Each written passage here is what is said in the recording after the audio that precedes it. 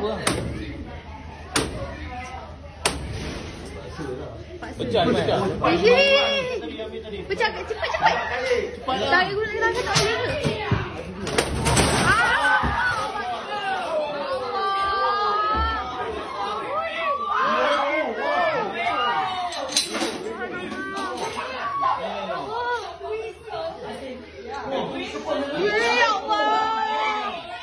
Janganlah kecoh. Kecoh lah tuan ni. Tambah mana? Baik seekor tu. Tambah saya